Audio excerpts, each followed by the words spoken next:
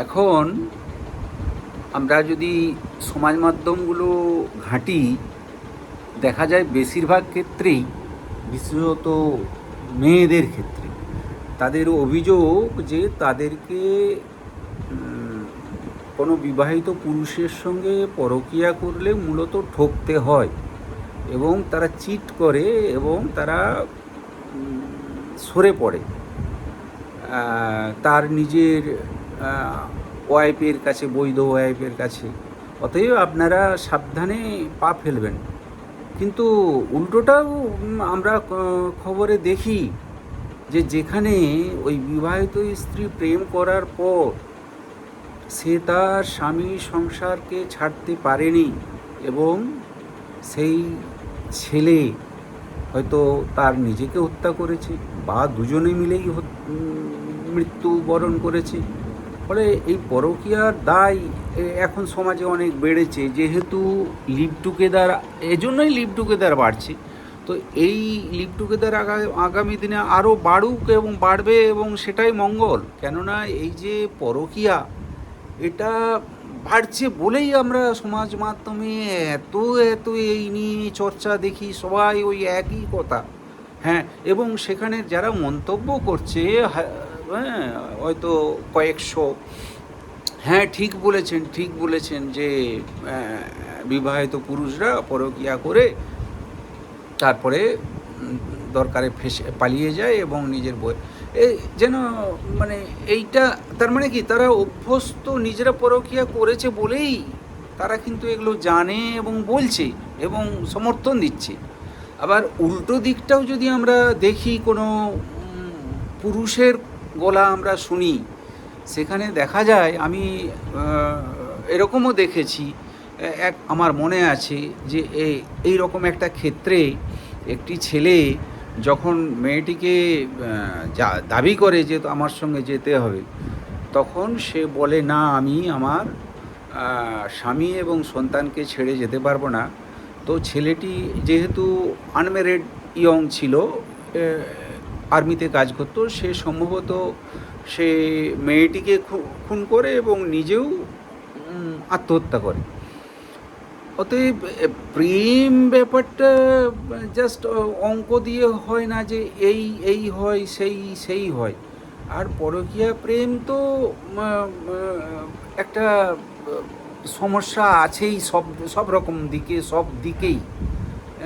রাধা যখন প্রেম করেছিল তখন তাকে গালিগালাজ খেতে হয়েছে বাড়িতে, এবং অনেক লুকিয়ে লুকিয়ে যেতে হয়েছে।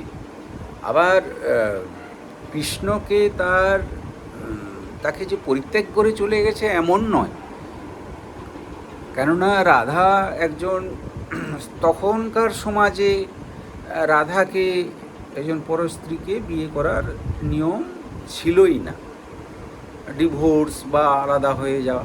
তো সেই জায়গায় এবং সেই কৃষ্ণ তার যে কর্তব্য রাজা হিসেবে, তখনকার যুগে একজন প্রজাপালক রাজাকে বলা হতো, অর্থাৎ প্রজাদের স্বার্থে কাজ করা, এই জন্য তাকে দায়িত্ব নিতেই হতো। তবেই তো দেশ রক্ষা। আমাদের হিন্দুস্থান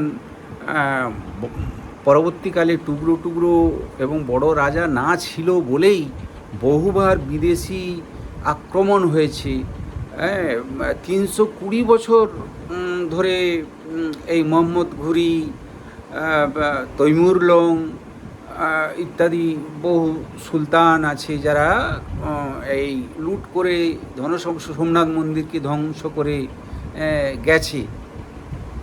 তো সেইটার জন্য দেখা গেছে যে এগুলোর কারণ হিসেবে দেখা গেছে যে শক্তিশালী রাজার অভাব ছিল। এই যে বাবর, মুঘল সাম্রাজ্য, এগুলোর কারণ হচ্ছে তখন খুব জোরদার কোনো, এই যেমন অশোকের সময় বা চন্দ্রগুপ্ত মৌর্য, এই বিম্বিসার, এই সময়ে তো অত, বা সমুদ্রগুপ্ত যুগ যেটাকে আমরা স্বর্ণযুগ বলি, সেই সময় তো হয়। তো ফলে রাজার একটা ভূমিকা থাকে। তো সেই জায়গায় কৃষ্ণ সেই দায়িত্ব নিতে চলে গিয়েছিল। আমরা যদিও ওটাকে কাব্য হিসাবে ধরে নেওয়াই ভালো, বাস্তব নয়, কিন্তু যখন একজন লেখক লিখেন তখন বাস্তবধর্মিতাকে নিয়েই তার গল্পটা লেখেন বা কাব্য রচনা করেন, বাস্তবতার একটা রূপ দেওয়ার চেষ্টা করেন। সেই বাস্তবতার রূপ ধরে যারা খুব জ্ঞানী গুণী লেখক প্রজ্ঞা আছে তারা এগুলো লিখে। তো সেইখান থেকেই আমরা শিখি, আমরা বই পড়ি কেন না, আমরা শিখবো বলে। তো সেইখানে যদি আমরা দেখি যে এই কৃষ্ণের যে যাওয়াটা সেটা কিন্তু অনন্য অবস্থায় গেছে। সেখানে রাধাও কোনো অভিযোগ করেনি, কেননা তারও কোনো স্কোপ ছিল না। সে একা সাধনার মাধ্যমে তার জীবন অতিবাহিত করেছে বাকি জীবন। তো এই প্রসঙ্গটা এসে গেল। এই প্রসঙ্গ বাদ দিলে আমরা বলবো যে আমরা একে এই নারী পুরুষকে, পুরুষ নারীকে দোষারোপ করে এগুলো তো হবে না। আমাদের সমাজ চিন্তা, সমাজ ভাবনা, এগুলো আমাদের নিজেদেরকে, মেয়েদেরকে যেমন স্বনির্ভর হতে হবে, ছেলেদেরকেও, এবং যে যার স্বাধীনতা বুঝে নিতে হবে। তুমি যদি তোমার মধ্যে যদি বদ ইচ্ছা না থাকে, তুমি নিজের মধ্যেই জীবন চালিয়ে চলুন, কোনো অভিযোগের জায়গা নেই। আপনি আপনার মতো থাকুন। আপনি যখন জানেন, এবং সবাই দেখছি কমেন্টে শিখে গেছেন যে চিটিং করে, তো কেন তাহলে আপনারা পা বাড়াচ্ছেন? তো আপনি, তার মানেটা কি? আপনার মধ্যেও লোভ, লালসা ইত্যাদিগুলো আপনার মধ্যে ভয়ঙ্করভাবে রয়েছে, বা আপনি চিটেড হচ্ছেন আপনার স্বামীর কাছে, যার জন্য আপনি আকৃষ্ট হচ্ছেন অন্যের কাছে। এবং সে যখন পারছে না যে তার ফ্যামিলিকে ছেড়ে যেতে, তখন আপনি গালাগাল করছেন। উল্টোটাও দেখুন, ছেলেরাও যে চিট করে না তা নয়, আবার উল্টোটাও হয়, চিট করে না।